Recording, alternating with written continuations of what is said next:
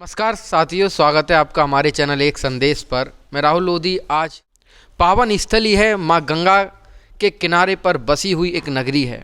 यहाँ पर ही महाकवि सेनापति का जन्म हुआ था। आज उनकी जयंती है और इस जयंती पर यहाँ पर बहुत बड़ा कवि सम्मेलन आयोजित किया गया है। और उसी संबंध में यहाँ के जो सभापति बनाए गए हैं वो joint commissioner Shri Amarpal Singh IRS जी बनाए गए हैं, जो कि इस कार्यक्रम में भाग लेने पहुंची हैं सभापति के रूप में। इनसे जानते हैं क्या क्या उद्देश्य है इस प्रोग्राम में आने का। तो सर्वप्रथम तो आपका स्वागत है हमारे चैनल पर। तो आज का जो कार्यक्रम है उसमें क्या उद्देश्य लेकर आए हैं, क्या जनता को नई नई जो सुझाव हैं वो देंगे सर इस कार्यक्रम के माध्यम से? धन्यवाद राहुल जी।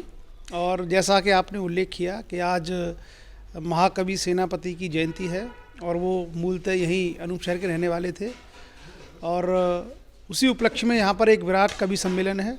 और इस सम्मेलन में मुझे यहाँ के आयोजनकर्ताओं ने आमंत्रित किया है।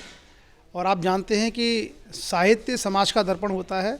साहित्य के माध्यम से हम समाज को बेहतर तरीके से समझते हैं। और महाकवि सेनापति का जो साहित्य है वो भले ही अनूप शहर के रहने वाले थे, लेकिन उनका साहित्य ब्रज भाषा में था।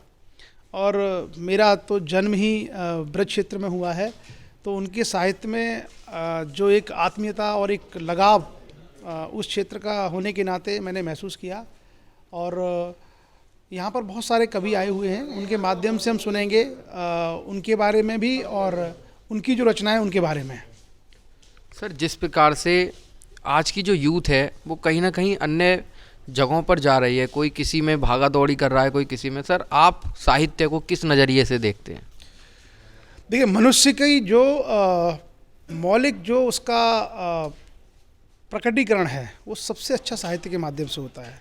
कला, साहित्य, विज्ञान, ये तीन चीज़ें हैं जो मनुष्य के अंदर के गुणों को और उसके अंदर समाहित जो सोच है उसको सबसे बेहतर तरीके से प्रदर्शित करते हैं। और साहित्य में एक और ख़ासियत होती है कि नीरसता नहीं होती है। विज्ञान पढ़ना हर किसी के लिए संभव नहीं है, दर्शन पढ़ना हर किसी के लिए संभव नहीं है, लेकिन साहित्य से हर व्यक्ति जुड़ जाता है।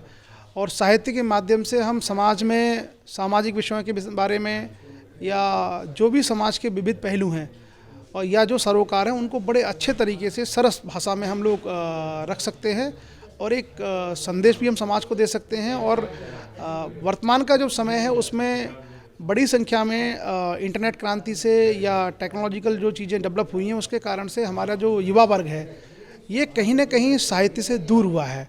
तो इस तरह के आयोजन शायद इस बात का प्रयास करेंगे कि हम नई पीढ़ी को भी देश की जो विविध चीज़ें हैं वो लोगों को बहुत सरल तरीके से समझ में आए।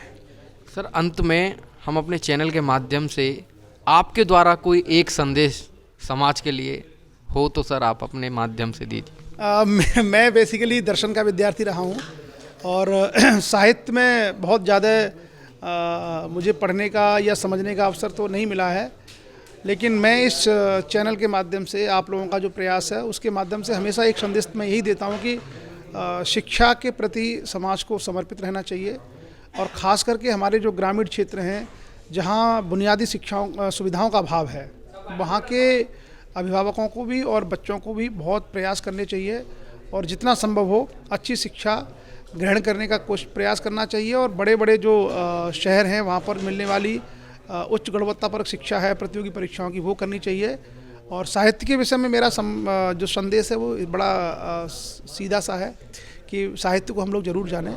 साहित्य से जुड़े रहेंगे तो कहीं ना कहीं हमारी जो रचना धर्मिता है या हमारी जो मौलिकता है वो बाहर आती रहेगी। तो सर ने बहुत अच्छी अच्छी बातें बताई। साहित्य से जुड़ने के लिए भी निवेदन किया है जो आज की यूथ है। तो इसी प्रकार से जुड़े रहिए हमारे चैनल एक संदेश के साथ। मैं राहुल लोधी विदा लेता हूँ। जय हिंद।